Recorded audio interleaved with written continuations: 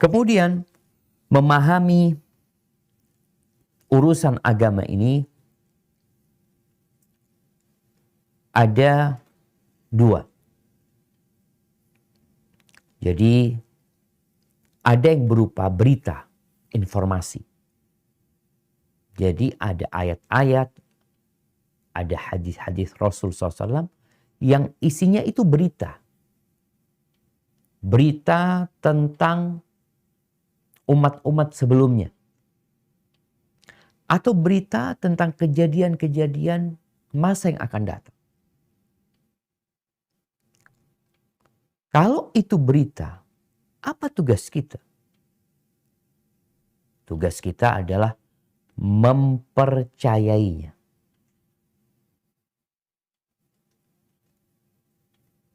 Kalau disebutkan di sana ada sirat yang berada di atas neraka jahanam.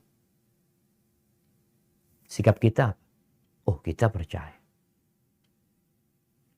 Kalau dikatakan bahwasanya Allah itu berada di atas arasy-Nya, Ar-Rahman 'alal 'arsy istawa. Sikap kita apa? Ya percaya Allah berada di sana.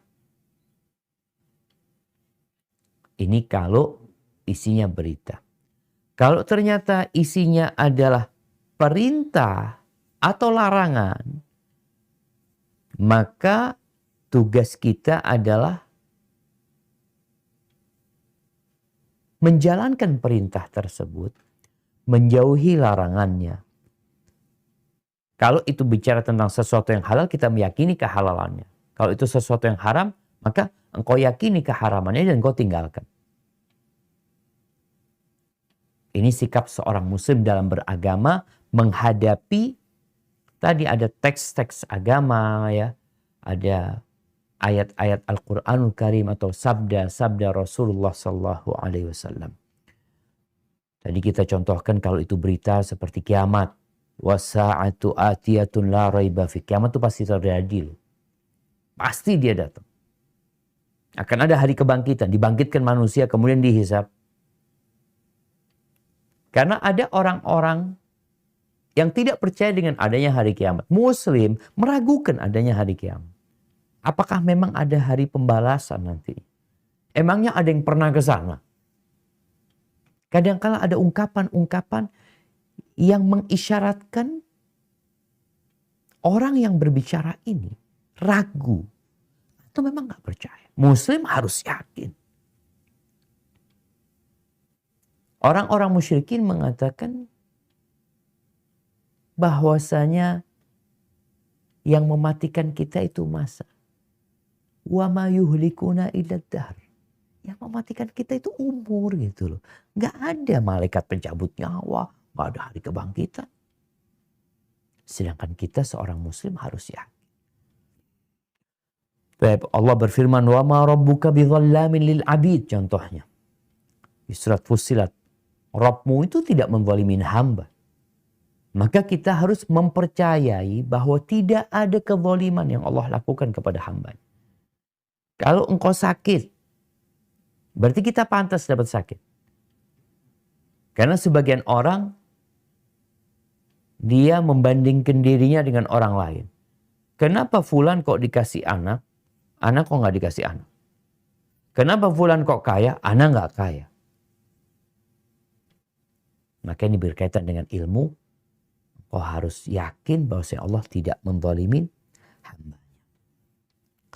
Jadi ini berkaitan tadi kalau kita bicara yang pertama ilmu, yang kedua beramal. Bagaimana mengamalkan ilmu tersebut? Yang pertama, kalau ilmu yang kita pelajari itu berkaitan dengan berita, dengan informasi, maka mengamalkannya dengan meyakini berita tersebut.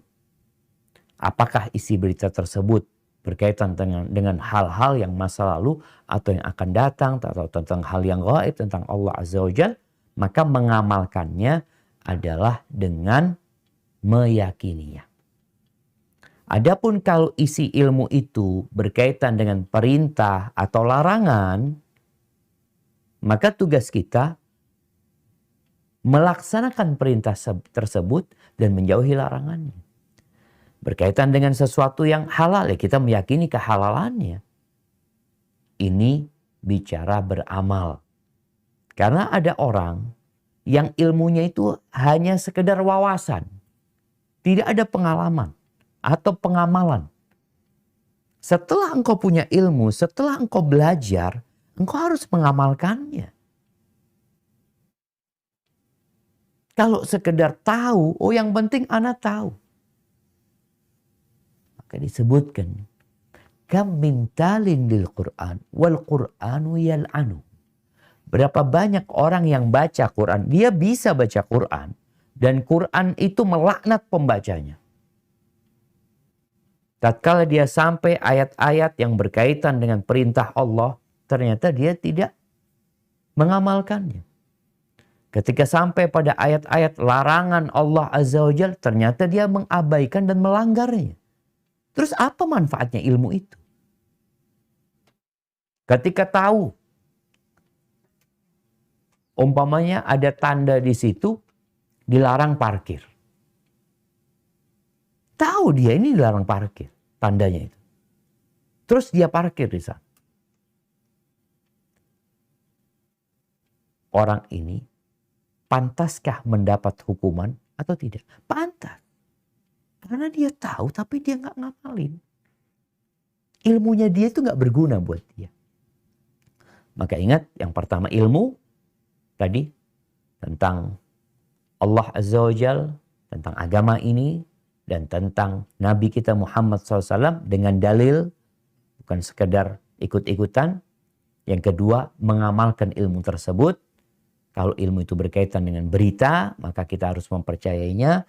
Kalau berkaitan dengan perintah, larangan, atau sesuatu penjelasan tentang halal haram, maka kita harus menjalankannya dengan melaksanakan perintah, menjauhi larangan, dan meyakini yang halal itu halal. Kemudian jamaah, yang ketiga adalah berdakwah. Jadi setiap muslim itu kalau bicara wajib, dia wajib berdakwah. Berdakwah kepada Allah Azza wa Jalla. Berdakwah bukan kepada kelompoknya. Bukan kepada ormasnya. Bukan kepada yayasannya. Bukan kepada sukunya. Bukan kepada bangsanya. Tapi berdakwah kepada Allah Azza wa Jalla. Allah memerintahkan kepada Nabi alaihi salatu wasallam, ud'u ila sabili rabbik. Ajaklah manusia itu kemana? Ke jalan Tuhanmu. Ajak mereka. Maka semua dakwah, kalau tidak kepada Allah Azza wa Jalla, maka itu dakwah yang batil. Allah mengatakan, وَمَنْ أَحْسَنُ قَوْلًا مِمَّنْ دَعَى إِلَى اللَّهِ. Adakah yang ucapannya lebih baik daripada orang yang mengajak, kemana mengajaknya dia? Kepada dirinya? Kepada Allah Azza wa Jal. Dia mengajak orang untuk mengenal Allah Azza wa Jal, mengenal agamanya, mengenal nabinya. Maka barang siapa yang mengajak orang kepada ilmu. Ini penting jamaah. Karena banyak dakwah-dakwah yang tidak berdasarkan ilmu. Tidak mengajak orang itu untuk berilmu. Yang penting ikut saja sudah. Kita kan perlu tahu. Kemudian siapa saja yang mengajak kepada 3 pengetahuan ini. Mengajak, mengenalkan orang kepada Allah. Ini bicara tentang tauhid nantinya. Mengajak orang kepada agamanya. Maka kita akan berbicara tentang bagaimana menjadikan Islam ini sebagai pedoman hidup. Bukan hanya ya sekedar nikah, oh harus pakai syariat Islam. Mati harus pakai syariat Islam. Terus pembagian waris syariat Islam. Enggak. Tapi mengajak bagaimana orang ini menjadikan Islam sebagai pedoman hidup mereka.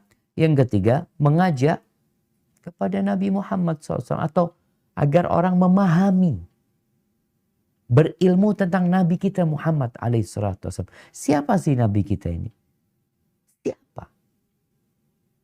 Manusia itu memiliki insting mencontoh dan meniru orang yang dia anggap lebih baik dari dia.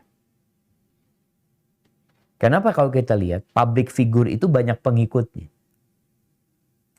Yang kafir, yang fajir, yang munafik, yang mukmin, yang muslim, kita ngelihat ada pengikutnya. Kok bisa ya? Karena manusia itu memiliki insting untuk mencontoh, untuk mengikuti. Makanya ada usaha untuk menjadikan fulan public figure. Supaya orang nyontoh fulan. Nah, kita umat Islam bagaimana mengajak umat manusia seluruhnya untuk mencontoh Nabi Muhammad SAW. Ya, dakwah ini tadi. Berdakwah. Jangan sampai ilmumu itu hanya sampai di dirimu. Ana alhamdulillah Ustaz, ana udah berilmu.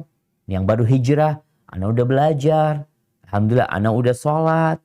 Terus, ya, apa Ustaz setelah itu? Setelah itu tuh engkau ajak orang yang gak sholat supaya sholat. Loh, ana kan bukan ustadz. Ini tidak berkaitan dengan ustadz. Jadi kalau ustadz, alim ulama, lain lagi tuh ilmunya yang tadi kita bicarakan. Mereka harus memahami agama ini secara detail, berdasarkan dalil-dalilnya yang detail pula. Tapi kalau bicara kita berilmu sekedar, ana tahu sholat wajib. Dalilnya apa sholat itu wajib? Allah, ana nggak hafal. Tapi sholat itu rukun Islam. Bertemu dengan kawan yang tidak sholat. Apa yang harus dilakukan? Mengajak dia supaya dia sholat.